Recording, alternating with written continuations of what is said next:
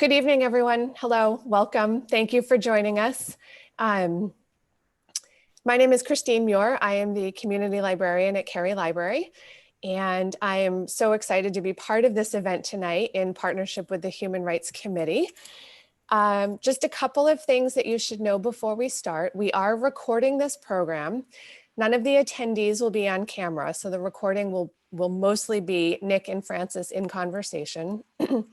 The recording will then be posted to the library's YouTube channel, and everyone who's registered will get a copy of that link so that you can view it or share it with others whenever you like.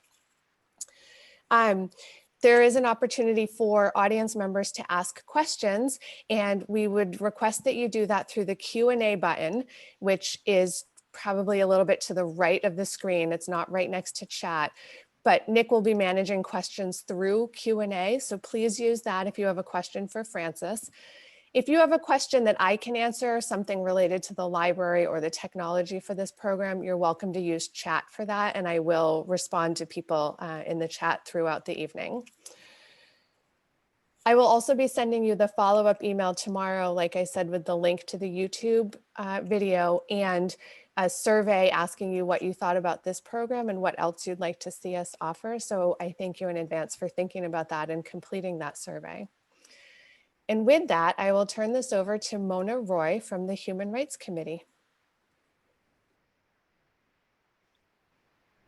Thank you so much, Christine. We're so privileged to have Frances Causey here with us tonight, the director of The Long Shadow. It is a pleasure and a privilege, really, to have presented this movie and to now have this wonderful Q&A. We're so appreciative to everyone who engaged with this movie. Apparently 500 people went to the page, so that's really amazing. And I've been getting calls continuously telling me that several people have watched it on Amazon Prime. So we're very grateful to everyone who is engaged. And we know that this is really not just about the destination, but also about the journey. So I won't waste any more time. I will turn it over to Frances. Thank you very, very much, Mona and Christine, for hosting this event. Nick and I have been, it's been such an enthusiastic response to the movie and setting up this Q&A. And it's really a delight to be here, particularly with such a historic town, played such an important role in our nation's history. And we hope this is a open and honest conversation, and we're really looking forward to it. So thanks for having us. Thanks for supporting the film. Yeah, big thanks to Mona Roy and to Christine from the Cary Library, and to Tanya, who answered or asked a question earlier. Tanya Gilsolfi, who's Tanya Gilsolfi McCready, whose name I always hope to pronounce right. Really, y'all are instrumental in this happening, so thanks. And so I'm Nick Kelso, one of the producers of the film, and I am here to get your questions in front of Frances, right? So as Christine mentioned, you can ask a question right in the little Q&A button. I see Marcy just sent a nice note. Thank you, Marcy, for watching the film. And so the film will remain available on that link through Friday. So I'm going to share that link in the chat right now. And so if you're here, if you have friends or family who haven't watched the film yet, they can go to that link, thelongshadowfilm.com and /Lexington, and watch both versions of either the full 90-minute film or the 60-minute PBS cut. So when your film is on PBS, you have to make some other hard decisions to shorten it even more to get to that point. And these films come in at like 150 hours before going to edit. So they're both great, and we are excited to take your questions. So to get the ball rolling, we did have a couple questions come in via email. So I'm going to start with one of those and look forward to seeing your questions come in the Q&A window. So Frances, I wanted to get to this question that came in via email. It really kind of gets to the heart of things here. How do we get other white people to connect and understand the pain and suffering of racism? Right. I mean, that's the heart of the matter, right? I mean, it's why I made Sally and I made the movie to begin with, right? There is this lack of understanding of our history with anti-Black racism, and first against Africans and then against African Americans. And so we are living in a time when we're seeing the full impact of sweeping that issue under the rug, and which has had a much, much worse, horrible impact in the African American community. And so that kind of denial, magical thinking that this issue will go away really doesn't work anymore. I think we all feel, or we hope we feel, that we've reached a point where that doesn't work anymore. And so I think, quite candidly, I think there are probably 25, 30, 35% of the country that, I think racism is hardwired in our brains. And so these are people that have generationally been taught racism. And those people are going to be hard to reach. But then I think they're probably 40, 50% of the country. And I think it's that bad. I think we've so not addressed this issue. We've addressed it legislatively. We've addressed it in many ways, but we haven't enforced the legislation. We've not done a lot of things. And so I think we need to work on those people that are open to really hearing new, honest, truthful information. And so what I tried to do in the film is really, it was a big leap to try to put 400 years in one sitting, right? And I really envisioned this kind of scenario where people would be encouraged to act on this history, because we've had a lot of people say, I didn't know that. I kind of knew bits and parts of that. But when we piece together and connect the dots of the history, what we find is that we haven't even touched the surface of this issue. And so it's why we made a 15-minute version, an hour version for PBS, a feature version. It's like, I hope folks will encourage their families, if they have one of these people that they think is just really not up to date, up to speed on the realities, that if they're open to it, that you might show them the film and have them enter into one of these discussions. And I'm going to share the link to the 15-minute version of the film right now in the chat, so you can see that, and you can share that, and that will live ongoing. And Frances, we had a couple of questions come in about reparations. One from Gwendolyn, one from Archon.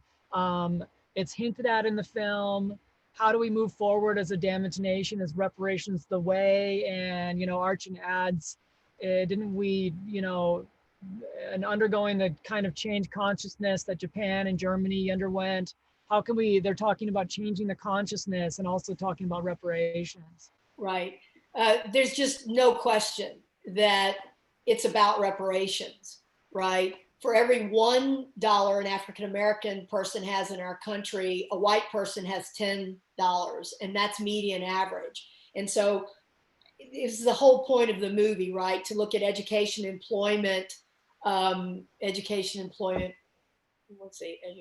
housing. So, sorry. So it really is about righting these old wrongs, and a huge percentage of the problems that originate in the African American community have to do with poverty imposed over generation after generation after generations, and the fact that a majority, not all, but a majority of African Americans are starting from scratch, right, with each generation. And so we did this already. Let's have no illusions whatsoever that we can't do this, because we already did it. We just did it with COVID, and we did it with, for instance, Japanese Americans after we so wrongfully interned them during World War II. And so we did this. But what we gave each family $30,000. Can you imagine what $30,000 could mean to each and every African American family. And so it really is about taking resources from white communities, white people. We're doing it at our film. We're redirecting anything that comes in from the film through the sale of toolkit, through DVD sales, and putting that back into the African American community. And so we can do it. There's just no question. But we've got to have reparations is a dirty word in our society, which is crazy. I mean, at least it is in the South and other parts. People, oh, that word, it's so terrifying. Well, no, it really isn't. Call it restitution, call it whatever you want. But as Dr. Allen says in the film, when slaves were freed after the Civil War, they received nothing but the shirts on their back, if they had a shirt on their back. And so we've had, it's one of the reasons I wanted to talk about the pillars of the American dream: housing, education, employment, right? Social security and housing, these were things that were institutionally denied repeatedly to African Americans. And we've got to make it right.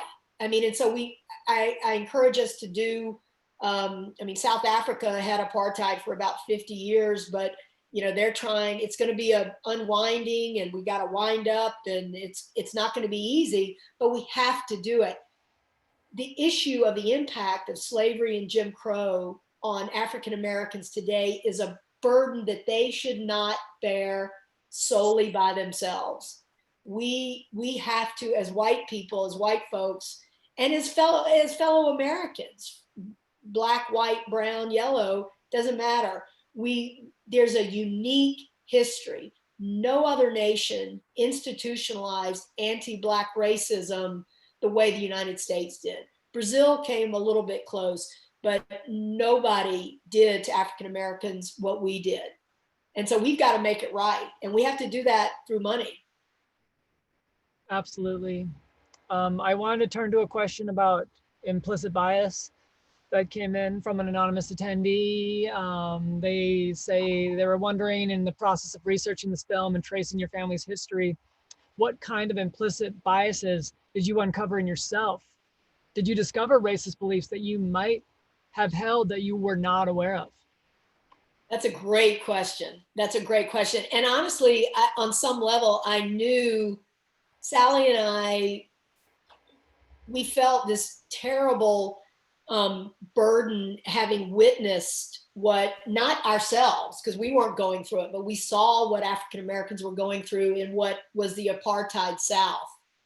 And so I think on some unconscious level, like we knew on some level that okay, we're tribal, everybody's tribal, all that kind of stuff. But I think in the process of making the movie, I think on some unconscious level, it was like, all right, I've got to come to grips with my own privilege, and things that I had thought about, but tangentially putting them all together and seeing it, it was like, whoa, and I was really conscious about it. And I still,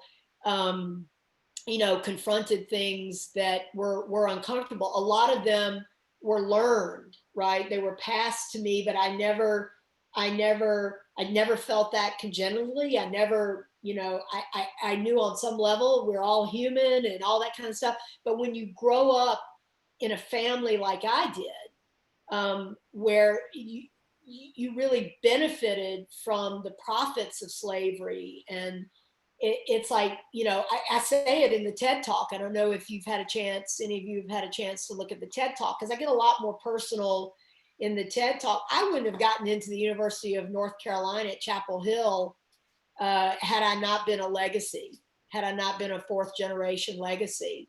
And so I needed, as a white person, I needed to express that. I needed to say, listen, I get this. I know that I've been extremely lucky.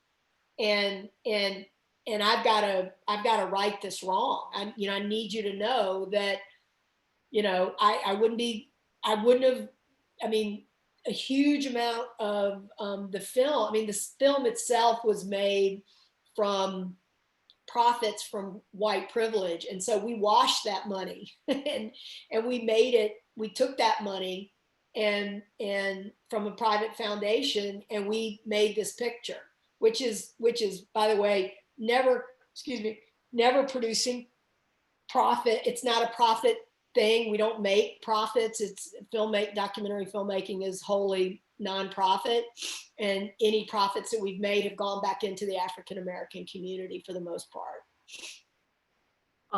Thanks, Frances. No, your answers are great as always. A question from Judy. How long did it take you to make The Long Shadow? And they commented that the historical photos alone are amazing. Could you talk about that process and the number of photos you got licensed and the length of span that it takes to make a documentary like this? Yeah. So documentary filmmaking is really a labor of love. And this was a passion project for me and Sally.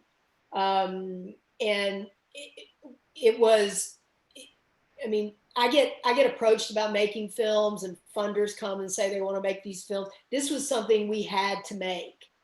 And the film took 5 years to research, set up, shoot, edit, and distribute. It typically takes about 5 years. And it was, we licensed 356 images. Think about it, right? If you can only show an image on screen for about 8 seconds and you have a 75-minute film, you do the math, right? So it was quite challenging. And I tell you, one of the things that sticks out with me the most is we had several images that were coming from African American, the descendants of African American photographers, and we wanted to make sure that that money wasn't going to Getty, or, I mean, it was actually going to the artists. And the same thing goes with the gospel music.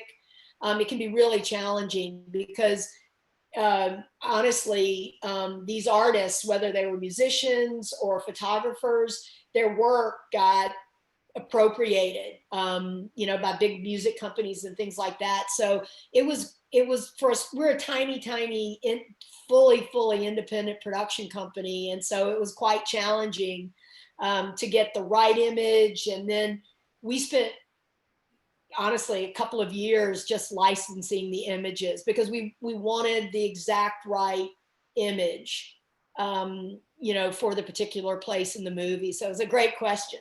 It's a great question. Great. And I wanted to there was a couple of questions about the South, which I learned a lot about from watching this film, right? And so one is asking, is it really a Southern mentality thing, or does the film make clear that racism was everywhere? And another is asking, how has the median attitude towards racial injustice changed in the South from early times to, they mentioned specifically 2008, since, even a couple of years ago. Are things changing? Is it still a different space? Is that just a is that just something we say if we don't live in the South, that it's just their problem? Right. It's a great question.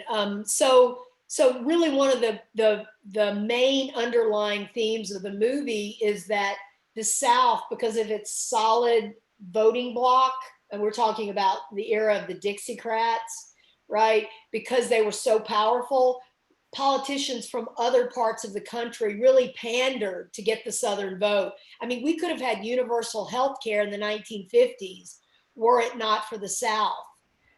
Because the South said, no way are we going to vote for the New Deal or anything else. I mean, this was a little bit later, but we would have had universal health care in the 50s.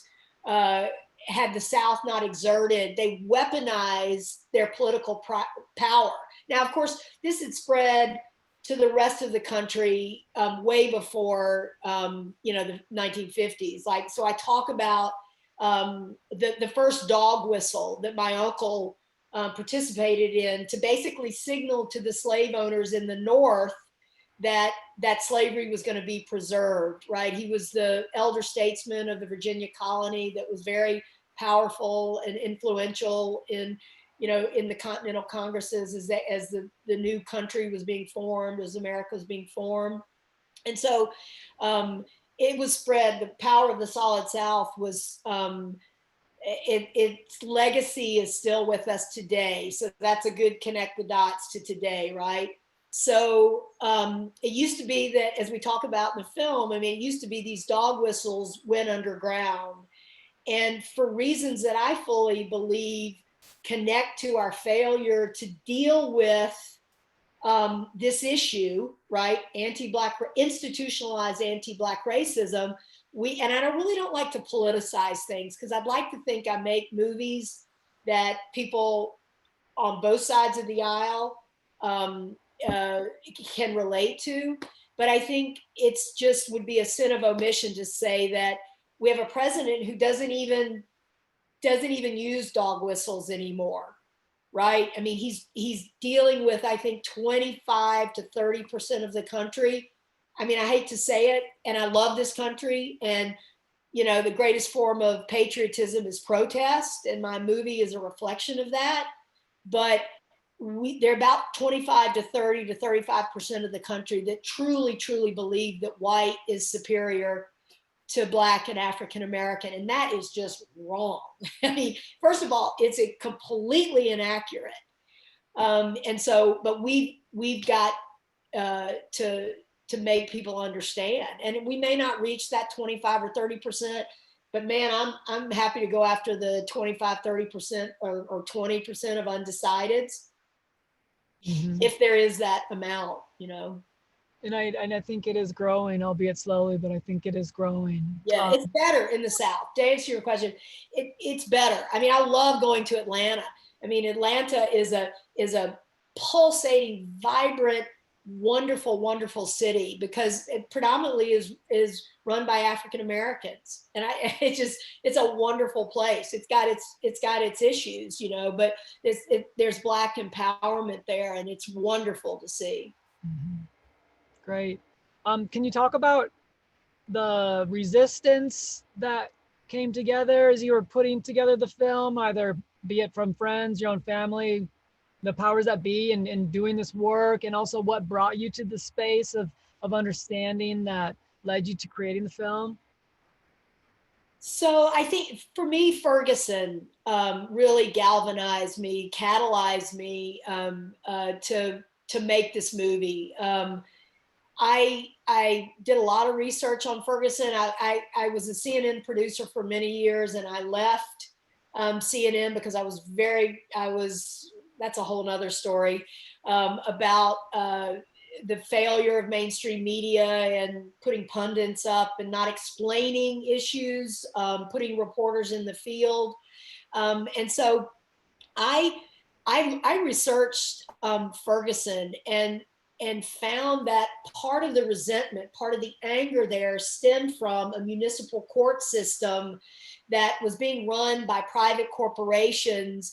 And I mean, basically, like the slave patrols, rounding up African Americans for these silly, stupid offenses, selling one cigarette or spitting on the sidewalk. I mean, it was not unlike convict leasing. I mean, the same rationale for convict leasing. And so one of the things I hope people get from the movie is that the same dynamics that were in play 200 years ago were in play in Ferguson, Missouri. And so you've got a system where African Americans in Ferguson can't make bail. They're being put into jails because they can't make bail. And then you have the social fallout from the disruption to the families, not being able to make a living, all of these kind of things.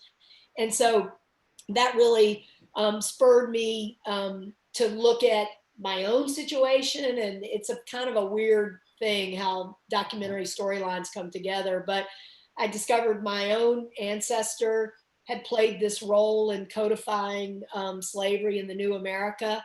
And quite honestly, my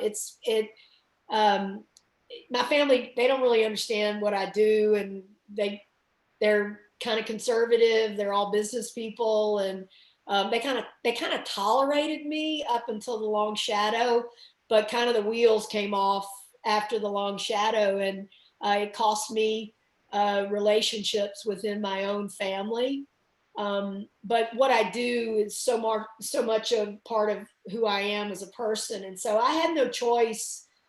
Sally and I had no choice but to make the movie. And I don't know if many on the Zoom know, but we lost Sally Holst, who's in the feature version with me. We lost her about 8 weeks ago. And it brings me a huge amount of solace to know that Sally's life has been immortalized in the movie, and she's with us in spirit today. I know, because she loved seeing the feedback and response to the film. So anyway, I wanted y'all to know about that. Absolutely. And this type of work is really what keeps that alive, right? And it's Right. an honor to keep sharing her legacy through Right. these types of conversations. And as they keep popping up, you know, this is a big week for The Long Shadow. We're doing the Q&A with UNC, University of North Carolina, on Friday. My alma mater. Yeah, Frances's alma mater. A Q&A with the it's a church in North Hollywood. And you know, we just yesterday booked an event with the entire Methodist Congress, which in Methodist religion, Congress isn't a one-time event. It's an area, and it's the entire Southwest. We'll be sharing the film and a conversation with Frances. So there's a lot of exciting things happening with the You project. know, Nick, I'm just going to jump in there because that's something that's really, really important in understanding the role that religion has played in our country with marginalizations of non-white folk. You know, I mean, a lot of people don't know. I mean, there's so much fascinating history that this country, and certainly seventh graders don't really understand. That was another reason for making the movie. But there's, I mean, once it was really understood how profitable slavery was, you know, a lot of people don't know that slave owners used to worship right alongside, up until the Civil War, right alongside, or even before, right about the pretty much the late 1700s, early 1800s. Black and white would worship alongside each other, and then the Baptist convention split. The Baptists basically split. The Africans, later African Americans, they split over reparations, and they became the National Baptist Convention. And the Southern Baptists, white Baptists, continued kind of the same policies. And so I kind of touched on that in the movie. That deserves its own movie. As Dr. King said, probably the most segregated hour in the entire, you know, country during the week is, you know, during church on Sunday morning, you know, 11 o'clock. So that's a big issue of how that continues. Once it was really understood, once Eli Whitney created the cotton gin, and slavery was so exploded. It was so profitable. As I say in the movie, you know, by the time you get to the 1830s, slavery is the most profitable institution. It combines, it's way more profitable, you can believe it, with selling human beings, is more profitable than the entire other commerce combined in the US. And so Nick, I hope you'll share with the audience our study guide, which lists the 30 or so books I read. And there's a particularly compelling book called Half the Stories Not Been Told: The Rise of American Capitalism, basically because of slavery. I mean, they were mortgaging slaves. I mean, I don't think people truly understand just how, which is ironic and tragic, that here, you know, we have this country that's created historic levels of prosperity, And yet the African-American community is not fully realizing the benefits of citizenship. And the entire capitalist system in America was built literally on the backs of African-Americans, Africans, and later African-Americans.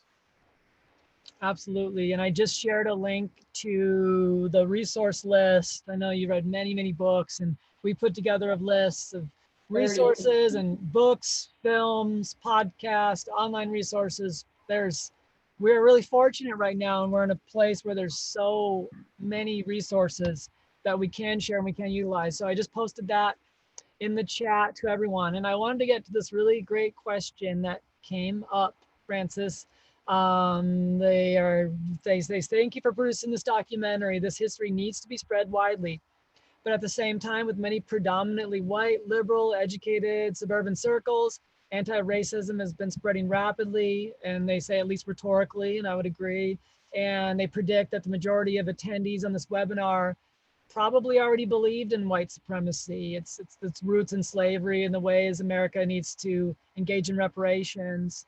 But what they're asking is, what about white people who don't fit those categories? And can you tell of an example where you had a conversation with someone who did not come from this type of liberal background, but was convinced, maybe by the long shadow, maybe not, maybe that you witnessed otherwise, and what convinced them? What created that change? It's a great question, and it's a natural toss, as we say in the business, to probably one of the proudest moments I've had, over the last 5 years is the creation of a group called the Together is Better Alliance. This is two African-American women who followed us all the way to Oxford, Mississippi. We were in one of the very few Southern film festivals that would show the movie. They came, we talked, they followed us to New York. They wanted to get to know us better. They were so taken with the film.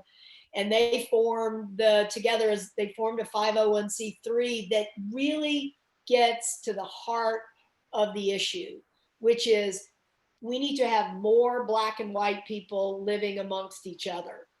And they are leading Black and white folks down to the museum in Montgomery. I mean, they're breaking bread together, they're talking, they're being honest. And out of that process came a gentleman who, I'll never forget it. He described himself to us. We did a Zoom for their organizing committee. And he said, I am a reformed racist. And I wish I could say that he was an outlier and that he was, the norm, but he honestly was an outlier. And, the film has been shown over 1,000 times on PBS, and I don't know, probably the people I'm trying to reach, honestly, if I'm honest, are people that I went to high school with. And there've been a few of them that, went to this white segregated private academy that sprung up as a reaction to integrated schooling in the South. And, those folks, I don't think they watched the movie. There are few of them have, and if they watch it, I mean, that's one of the reasons I try to make movies that really aren't polarizing, that films that really just connect the dots of unfamiliar facts. I mean, we did the same thing in a movie we made called Heist, Sally and I made, called Heist, Who Stole the American Dream, which is on YouTube, which really connects the dots of the outsourcing of the US economy and the outsourcing of the American middle class, and how, so really Long Shadow and Heist explain in 2 sittings the last 50 years of our country and why we're in the mess that we're in. I mean, maybe I'm being too generous to myself, but so I wanted to really connect the dots and try and get enough distribution for the film. But I have to tell you, there has been as much, and we've been successful by any measure in independent documentary, which is, we really rely on grassroots groups like this to spread the message of our film, but it's been challenging. We're meeting that kind of brick wall of people who, they don't understand the issue, but if they just watch the movie, it really unleashes, I think, parts of people that they really never knew that they had, in terms of their willingness to look at some of these tough issues. And we have to do it. People are dying. People are suffering. Particularly the African American community and Latino communities have suffered way disproportionately during COVID. I mean, these are the kind of things that keep us up at night. And so each and every person on this call can make a difference by just showing and letting folks know about this movie and asking them to watch it. Hold a house party. We'll Zoom with you, you know, reach out to us. We'll do whatever we can to make that happen. And really, a couple things I like on that line is leaning into the discomfort. It might not be easy, but first of all, if you're white, if you're not a person of color, it's our job to lean into that discomfort. And it doesn't have to be perfect, right? Don't hold back by not thinking maybe you don't know how to word the email perfectly. We're often held back by that, when it's sad, because we know in our heart we want to reach out to someone. So don't be held back by that either. I think anyone on this call should be empowered to go and spark this movement within their circle of influence. Yeah, you're our base. I mean, we were you know, count on a grassroots movement, just like the one that was created by Christine and Mona. I mean, and with the town there of Lexington. This is how it happened. We had Nick, tell them about the Dominican sisters and everything they did. Oh yeah, we partnered with a group in upstate New York, the Dominican Sisters of Hope, and Lexington. You were a close second so far to the amount of people they got to watch the film, and they're just this incredible, really heart-driven grassroots group, and they were able to get over 1,000 people to watch the film in a week. And since then, they've each what they do is they sort of take a personal oath, and they take it very seriously. And since then, one of them, who was influential at a local college in upstate New York, booked a screening event there as well. So it spreads like that, and that's important. Frances, I want to get to a question from Jay Kaufman in the chat, and it sort of relates to what we were just talking about, as far as where we've been and where we're going here. Given 400 years of history in the institutionalization of racism, what are the metrics we can look at to tell whether or not we're making progress? Right. Thank you, Representative Kaufman, and thank you for being on this Zoom. And I know all the hard work, rolling up your sleeves you're doing in the state legislature to try to deal with, disproportionate brutality against African Americans in your district and in your state and in your country. I think, honestly, we've got to work on that.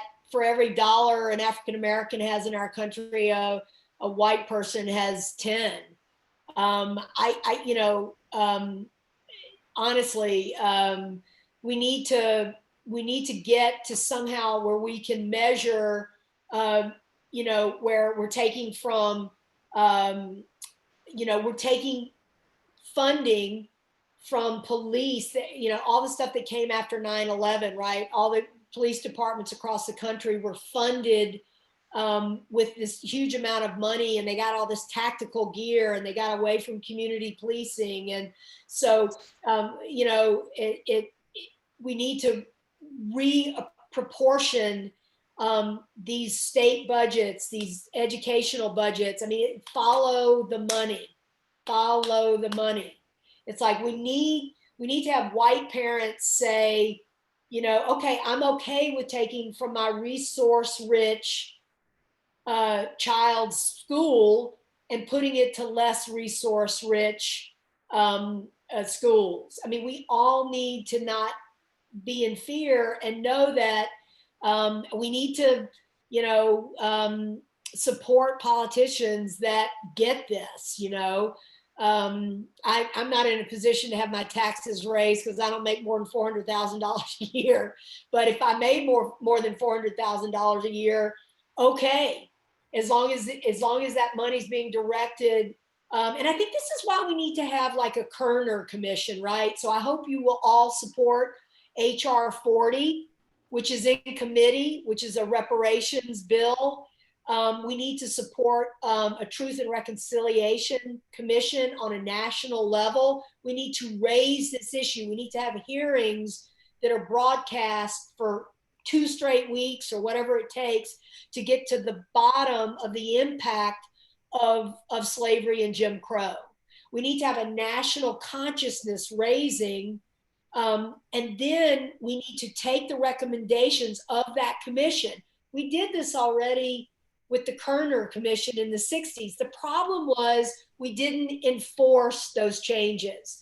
There are right now real estate developers get tax breaks for developing housing, Section 8 voucher housing in better neighborhoods, but there's such white resistance to that kind of putting in that type of public housing that the communities push back, and President Obama tried to enforce some of this, and he did.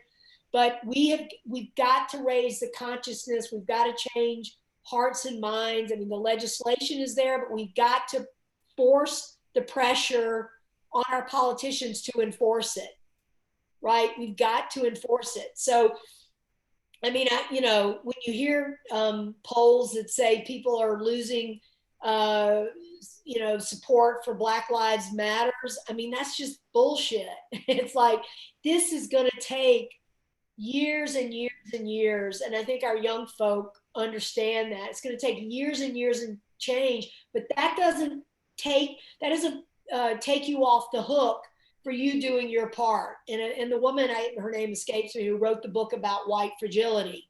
It's like, the time for white fragility is past. Like, if I can, sit in a 500-seat Oakland theater and take criticism from white liberals who think I'm appropriating the African-American story, and they don't want to get close to my film because they're worried that I'm appropriating the African-American story. And I made a point in my movie of having African-American scholars.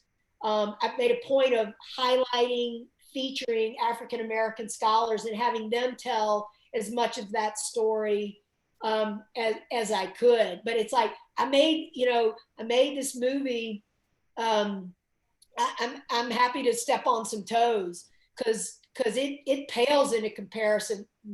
The criticism I'm taking, and bring it. It is minor. It is a tiny speck compared to what the African-American community faces each and every single day. And we all have to raise our consciousness to know what our African-American brothers and sisters are going through. And it's a burden that they no longer should bear the brunt of. We can't, if we're this shining city on the hill, we can't, which I think that was born probably in Massachusetts. We can't hypocritically sit by and say we are that country until we help raise up our African-American fellow citizens. Sorry, I'll get off my soapbox now. Hey, I'm probably with everyone else that wants you to stay right up there. But thank you, Representative Kaufman. It's a great question, and please keep doing the hard work you're doing. You're talking about raising the kind of collective consciousness of this, and obviously a main place this can happen, or unfortunately not happen, in the school system, right?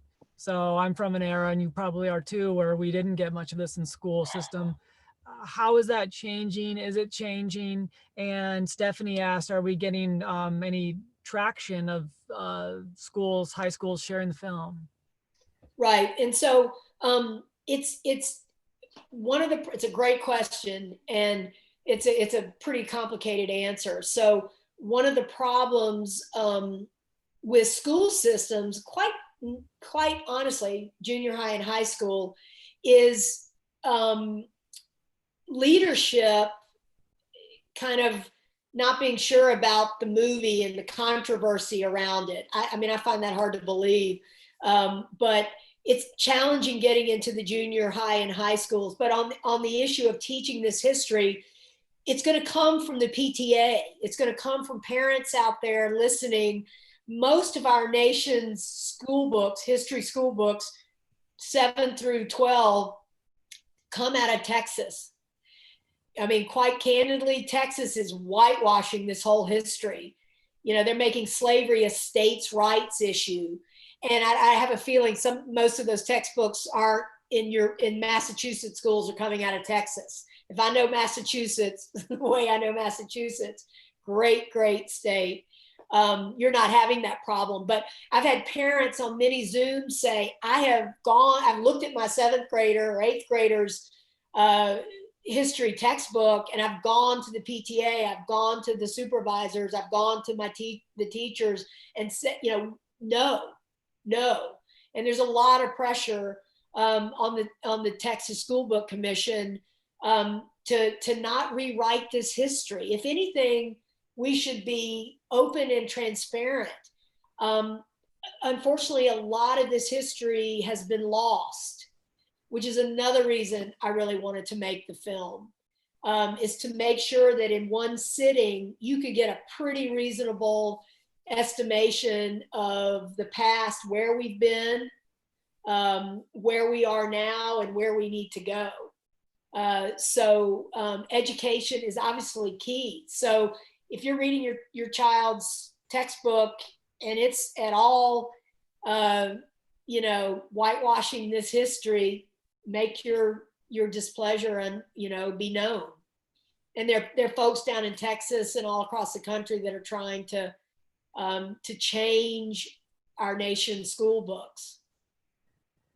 Yeah, and we heard were they from Kentucky? I can't. No, they were from the East Coast. The folks we heard from someone on a different Zoom who was doing that, challenging her school system as an African-American woman, and quite courageously. And it's really incredible. I think that was Chicago. That was we've done we're working with Toyota, the Toyota Corporation. They're doing great things. I have to tell you, it makes me want to buy a Toyota. They're not to endorse anything like that and not to commercialize it, but they are really taking a leadership position in educating their employees in the Chicago area, coming from the TIBA, the Together is Better Alliance. And I encourage you to go to togetherisbetteralliance.org and learn more. But they're taking the program we did for the Chicago area and the regional Toyota Corporation there, and they're talking about taking it nationally. And so we hope that you'll put us in touch with folks on a corporate level, commercial level. People are more open. They're looking for ways to teach this history to their employees, and the Long Shadow is really kind of cliff notes for that. I want to read a couple of comments from Sean Osborne, who is the president of the Association of Black Citizens of Lexington. I'm just going to read this verbatim. Each person who wants to dismantle white privilege should invest time and treasure into the success of Black people in general and their Black neighborhoods in particular. The movie makes clear that from colonial times until now, the idea of whiteness is founded on Black people being at the bottom of American society. What specific stories do you have of individuals patronizing Black businesses or mentoring a Black subordinate? So, and then they also go on, and we can talk about that, that the ignorance that the film is trying to displace is universal. They say Massachusetts is no different. You do our community a disservice by saying that the whitewash curriculum problem does not exist in Lexington. Great. I mean, thank you for that comment. And, this film is available to any school system there. If you can get your, the school superintendents there to show the film, it's free to all of you in Lexington. Please make it available. Also, support Black-owned businesses. Our web designer, we recently redid our website. Our web designer, instead of taking $1,000, and she doesn't want to be named or anything, instead of taking $1,000 for redoing our website to make it more activist friendly, to make it more accessible, we donated $1,000 to the Black Resilience Fund in Portland, Oregon, right? So support the Black Lives Matter movement in your communities. Go to Lexington Black Lives Matter. I'm sure half the people, or if not all the people on this call, probably have marched or know that group. Support those activists. They've got to pay. They have, a lot of them have GoFundMe. They got to, cars that break down, they got to pay their rents. They got to buy food. So a lot of them, if you go to their Facebook pages, Black Lives Matter, whether it's national or local, you can support the GoFundMe accounts of those Black activists. It's like the activists in the Black community know the problems and can get the money to where it is needed the most. And so, we as white allies need to support them with money. For instance, many times I've called this out. A lot of people don't understand that, a lot of white folks don't understand that a lot of African Americans, a majority of African Americans, don't have relationships with traditional big banks. I'm talking Wells Fargo, Bank of America, because they've been historically discriminated against. And those are the banks that distributed the PPP money, right? There's a huge number of African American businesses that had money coming to them that they never got. So spread the information in terms of accessing PPP money. I don't even think there's still money out there, but let's put money into the African American community wherever we can. Exactly. And I think Sean's question, really, we can pose to everyone on this call and ask everyone on this call, myself, Frances included, what stories do we have as individuals of patronizing Black businesses? And we can think about that. We're here doing this work, but I think that's a really strong thing to pose. And I really appreciate that. And I think we have about 4 minutes left. So I know we want to bring back Mona Roy and Christine from the Cary Library and give a big thank you to everyone here. And I'm going to share our website in the chat one more time. That's the best way to get a hold of us, share the film, learn more about the resources, download the community action guide. All of our resources are there and completely open for the taking. So please use that. And I'm going to also add something that Sean just wrote into the chat as well. But Frances, any final thoughts before we hand it over to Mona Roy and Christine? Just thank you. We're here for you. We're not going anywhere. We're going to keep doing this work each and every day till we have a more diverse, equitable, and fair and inclusive society. It's our life's work, and we're here if you need us. And thank you to everyone for being on the Zoom, and to everyone that organized this event. And we just couldn't be more thankful. Thank you, Mona, and thank you, Christine. Thank you so much, Frances, and amazing job, Nick. I've seen Nick at another program like this, an amazing job of moderating these questions and really bringing this to life. I think sometimes on Zoom, it can get a little, disconnected, but I felt like we were all in a room together and everything. I'm so glad I had my camera off. Sometimes I felt in tears. Sometimes I just felt like cheering. I was cheering. It's okay. My camera was off, but I'm so grateful to all of you for not only coming here and engaging in this work, but really inspiring so many of us to engage in the work, and especially the people who have attended tonight, and I know many more town meeting members will be watching this on recording. I did want to mention a couple of things that the Human Rights Committee has coming up that's really important.